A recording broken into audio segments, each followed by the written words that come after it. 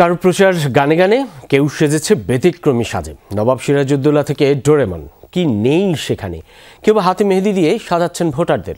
এভাবেই শেষ মুহূর্তের ব্যতিক্রমী প্রচারণায় জমে উঠেছে রাকসু নির্বাচনের প্রচার। 12টি প্যানেল ও স্বতন্ত্র প্রার্থীরা ভোটারদের কাছে ছুটছেন হ্যান্ডবিল, প্রচারপত্র নিয়ে। ক্যাম্পাসের প্রবীণ ও নবীন শিক্ষার্থীদের দাঁড়ে দাঁড়ে প্রচারণায় ব্যস্ত থাকতে দেখা যাচ্ছে প্রার্থীদের। নতুন ব্লেন্ডে আরো রিচ অ্যারোমায় সেলন ফ্যামিলি ব্লেন্ড টে।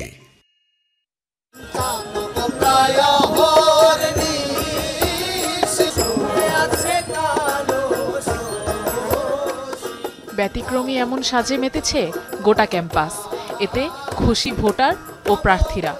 আমি চিন্তা করেছি যে সংস্কৃতির একটা গুরুত্বপূর্ণ একটা অঙ্গ গান, এবং আপনারা জানেন যে বাউল আমাদের একদম শেকড়ের সংস্কৃতি।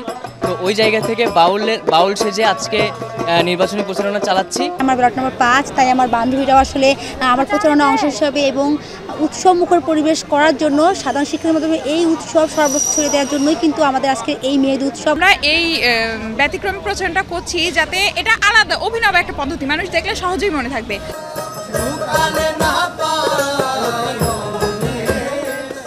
25 সেপ্টেম্বর থেকে পিছিয়ে ভোট এসেছে 16 অক্টোবর। তাতে উৎসাহে ভাটা পড়েনি এতটুকু। অবাধ, সুষ্ঠু ও শান্তিপূর্ণ রাকসু নির্বাচনের প্রত্যাশায় মাঠ চষে বেড়াচ্ছেন প্রার্থীরা। প্রচারণার মাত্র একদিন সময় থাকায় দম ফেলার ফুরসত নেই কারো। ক্লান্তহীন তারা চলেছেন ভোটারদের দাঁড়ে দাঁড়ে।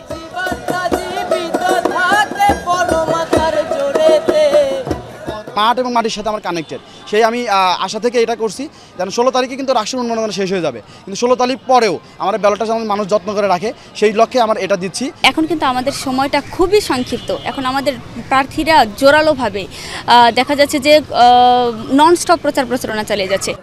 রাকসুতে 17টি হলের জন্য 9টি ভবনে 17টি ভোট কেন্দ্র প্রস্তুত এবং 990টি বুথ তৈরির কাজ শুরু হচ্ছে আজ থেকে। ব্যালট পেপার হিসেবে ওএমআর শিট ব্যবহার করার পর তা গণনার জন্য 6টি মেশিন আনা হয়েছে ঢাকা থেকে।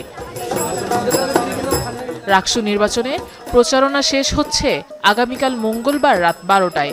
ভোট গ্রহণ করা হবে বৃহস্পতিবার সকাল 9টা থেকে বিকেল 4টা পর্যন্ত। 28,901 জন ভোটারের ভোটাধিকার প্রয়োগের কথা রয়েছে এবারের নির্বাচনে।